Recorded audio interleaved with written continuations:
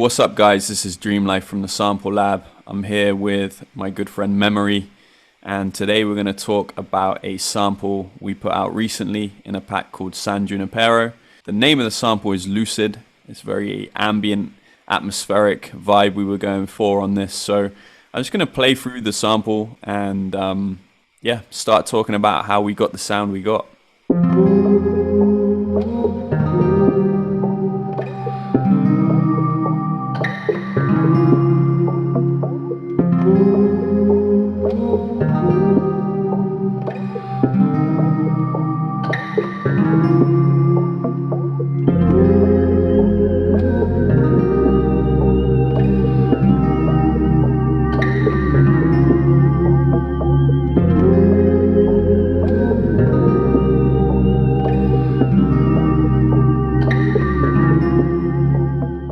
Yeah, so this sample basically started with a pad sound that I found in Analog Lab. I think it was from the CS80 plugin. And basically these 4 pads that you see here on the screen were actually just one pad, and it was playing as one sound. So when I played the chord sequence, what would have been heard is this.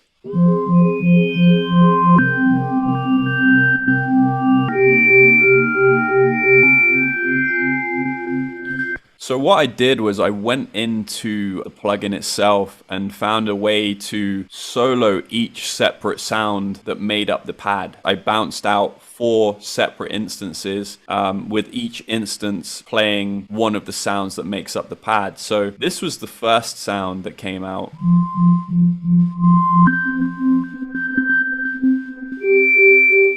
There's a lot of high-end stuff on there, and you know, kind of some stuff that I didn't really like. So I EQ'd this, took some low end off as well, because there's kind of like a sub bass running through it. And then I used, this is one of my favorite plugins at the moment. It's Things Texture, and basically this adds movement, grains, and reverb to audio samples. And you can also pitch the audio down as well to give it that texture. So I ran it through that.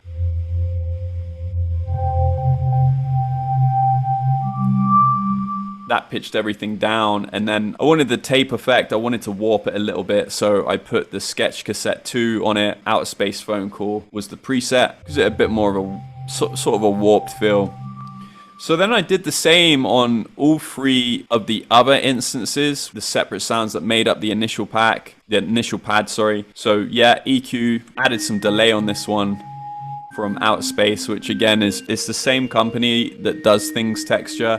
This is just a really nice delay unit, and especially for creative delays, I definitely recommend that. Again, Things Texture, this time with no, you know, I didn't change the pitch on this one, and Sketch Cassette, dying battery. So now it's really warped, it's really kind of cool and atmospheric. So I did that on all instances of the pad that I bounced out, and actually ended up with this sound. So after that, I went ahead and I played a bass line on this, something super simple but very moody.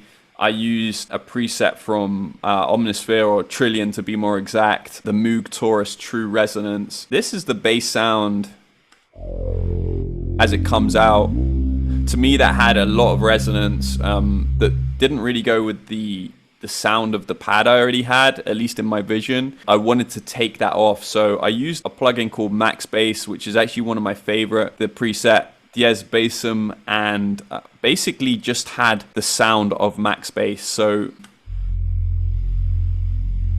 a lot of the resonance is cut off, but it's just the low end sub of that, and I felt like that complemented the trippy pad pretty well. So once I had that in place, I used another one of my go-to plugins, which is the Analog Lab, and specifically a preset pack called Loophole. There's a preset in there called Brown, which is a pad sound. So this is the pad sound as I played it.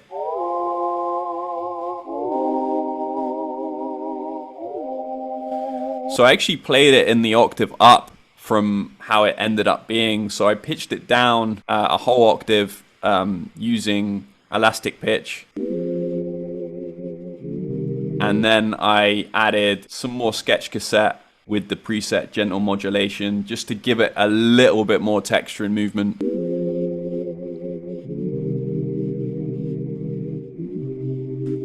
So then with those things in place, things were starting to take shape. I believe next what I actually did was added some percussion. Basically, I had a bunch of percussion loops laying around that I'd made prior, basically using one-shots and using looperator, effectrix, just kind of trippy, subtle percussion,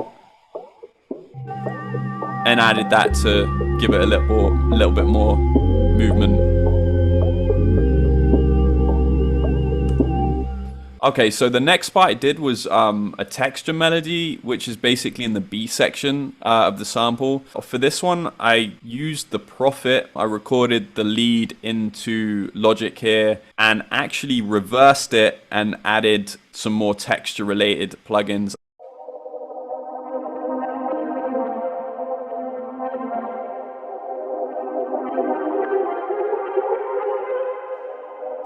So that was just to give the B section a little bit more of another dimension. So typically, the way that me and Memory work on these collaboration packs is we'll make 5 initial ideas each and then send the ideas to each other to finish off. So typically when Memory sends me 5 ideas, I'll add synthesizers or keys or anything of that nature. Sometimes vocals, and Memory will add guitar, vocal, synths and stuff to mine, and we normally end up with 10 in a pack. So this is the part of the breakdown where I've already made my part of the sample. It's the initial idea and I'm sending it over to Memory. So after Dreamlife sent me his parts, I started to listen to each individual part and see what I could bring to the sample to make it more whole. And a lot of times what I do is I will play a lot of different things and I will record it all and essentially give him a pile of stems to work with. The main sound that seemed to inspire Dreamlife was me playing acoustic guitar and singing vocals at the same time. First thing was just figure out the chord progression. So we have this F minor, followed by a D sharp major, followed by C minor, followed by C sharp major. And so I recorded myself singing a little tune along with the acoustic. Kind of went like this, went.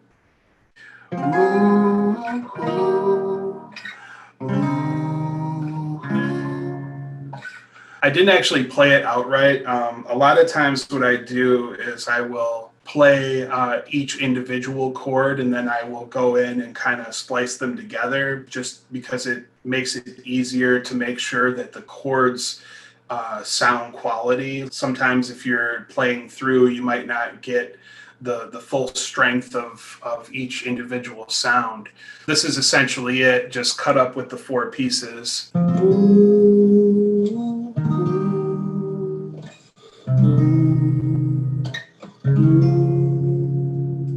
The way it sounds dry, but you do have this reverb coming from the room that I'm recording in. I'm recording in a fairly small room, so it's pretty dead, but there is still some of that reverberation echoing. And then it was a matter of, starting to add effects and things to make it sound a bit more interesting. So the one thing I did is I rendered out the file, created a waveform, and then I brought it back into the TAL sampler. And essentially I created a one-shot out of the entire sample. And then I just played a single note to play it all the way through. And since the tempo was already set to the tempo I needed, it was easy to play it once. It's just a single MIDI note all the way through. The thing about the TAL sampler I should show you is that I added a little bit of its reverb, and then I used the resampler type. The DAC type is clean with the saturation turned all the way up and then the hiss all the way down. So that saturation added quite a bit of meat and presence to the sound, where it sounded kind of tinny before that. So here's what you get.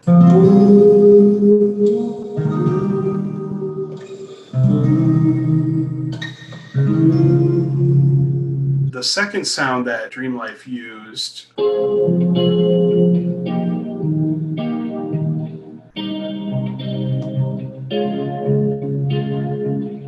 So that clean sound was played through a Boss GT100, which is a multi-effects pedal. And I used just one of the clean sounds that had a chorus effect on it. The sound was also run through a Big Sky by Strymon. Big Sky is a reverb pedal that just has amazing textures, reverbs that make everything sound fuller and deeper. So that was essentially all there was on that. I don't think I added. Oh, okay. So actually, you had chorus, you had reverb from the Big Sky, which was probably very subtle. And then I also added cleaverb.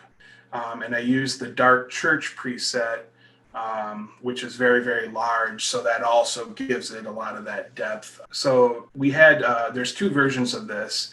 And in the part B of the sample, you can hear, and this is my version, it's not arranged or anything. These were just the stems that I sent. In the second version, I added Little Altar Boy, and I just pitched it down 12 and took the formant all the way down.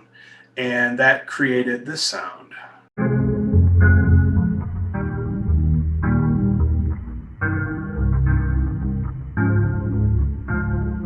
And that was just so crazy sounding. It sounded almost like island drums, you know, but like pitched way down. And here it's a guitar, you know, like. And then finally, the other part was a strummed chord, which is simply just the F minor being strummed.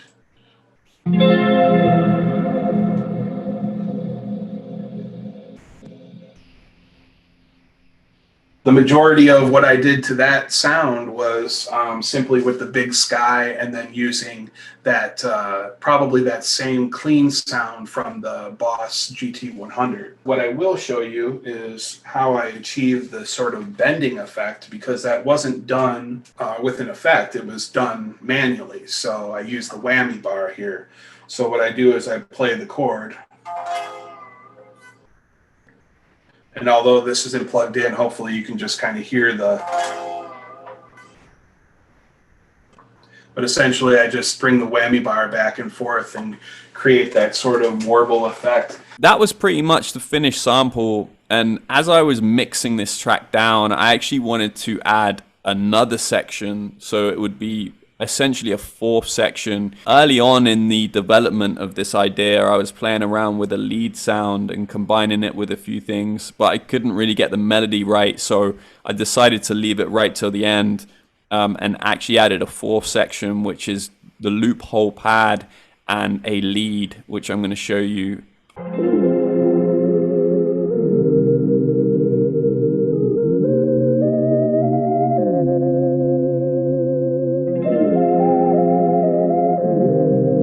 So this lead is the CS80, boots and knees. Sounds very smooth, which obviously didn't really fit the texture, in my opinion, of the brown pad. So I actually took all the high end off it and then put it again through Sketch cassette with the preset Well Loved Walkman. The Sketch cassette has a little bit of saturation. It has a little bit of everything. Wow, flutter, hiss. You can choose the age of the cassette that you're trying to emulate. It ended up making that lead sound just blend much better with what we had.